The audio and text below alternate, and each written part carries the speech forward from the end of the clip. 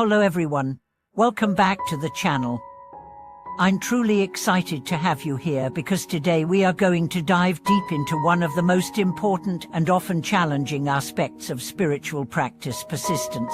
If you've ever struggled with staying committed to your practice or felt discouraged by setbacks, then this video is especially for you. In our journey of spiritual growth, we often encounter moments of doubt, fatigue or frustration. It's easy to feel like giving up, especially when progress seems slow or when the distractions of daily life pull us away from our intentions. But what if I told you that persistence is not only about sheer willpower, it's about cultivating a deeper connection with our practice, understanding the underlying reasons for our struggles, and learning how to transform those challenges into stepping stones toward greater self-transcendence and inner peace. By the end of this video, you'll not only have a better understanding of why persistence is key to spiritual growth, but also how to integrate it into your daily life. You'll see that persistence isn't about forcing yourself to practice when you don't feel like it. It's about aligning your intentions with your deeper values and building a rhythm that supports your well-being. Let's explore how to truly embrace a lasting and transformative practice. We begin by addressing a key question: why is persistence so important? The answer is simple but profound: because the path to inner growth is not a sprint, but a marathon. Spirituality is not about achieving one big moment of awakening. It's about cultivating a sustained awareness over time. Think about it this way: just as a small stream over time carves its way through stone, your consistent practice will gradually shape and transform your mind.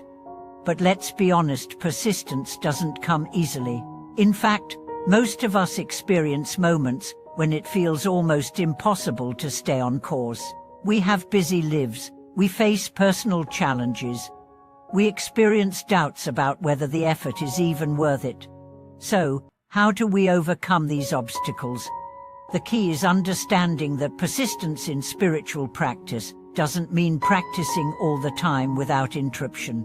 It means cultivating consistency, being gentle with ourselves when we falter, and continuously coming back to our practice. Let's look at the nature of persistence through the lens of Buddhist teachings. The Buddha taught that life is characterized by impermanence. Nothing stays the same. Everything is in flux.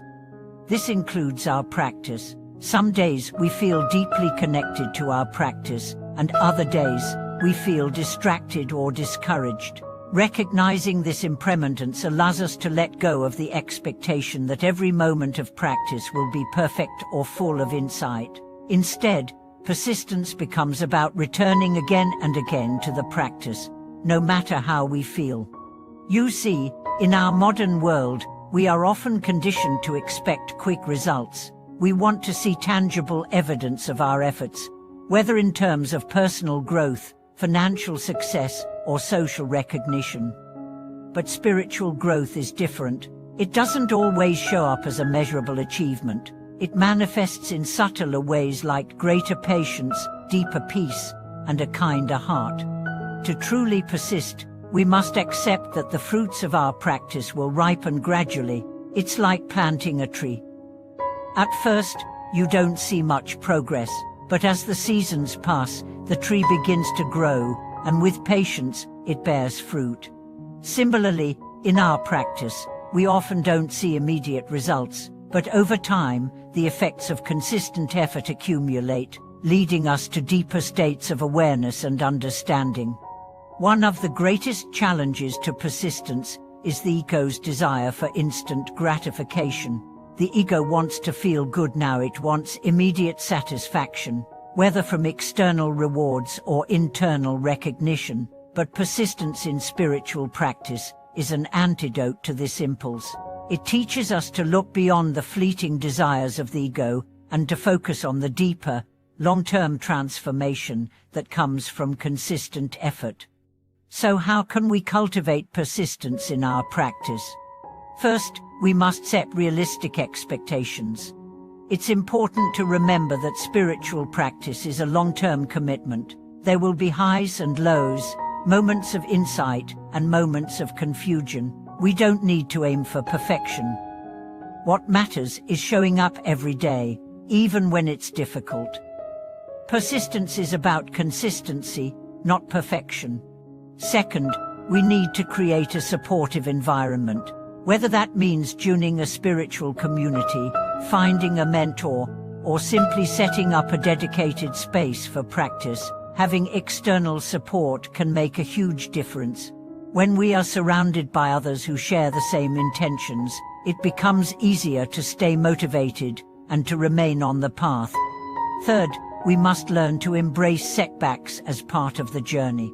Just as a mountain climber faces challenges and obstacles on the way to the summit, we will face difficulties along the spiritual path. The key is not to give up when we encounter these obstacles. Instead, we must use them as opportunities to learn, to grow, and to develop resilience. Setbacks are not signs of failure. They are part of the process of deepening our understanding and strengthening our commitment. Another powerful practice that can help us cultivate persistence is mindfulness. By bringing mindfulness to our daily activities, whether we are eating, walking, working, or even dealing with challenges, we integrate our practice into every aspect of our lives. Mindfulness doesn't require us to be in a perfect, calm state all the time. It simply means bringing awareness to whatever we are doing, moment by moment. When we do this, we begin to see that the path to self-transcendence is not just through formal meditation, but in how we engage with the world. There's a beautiful teaching from the Zen tradition that perfectly captures this idea.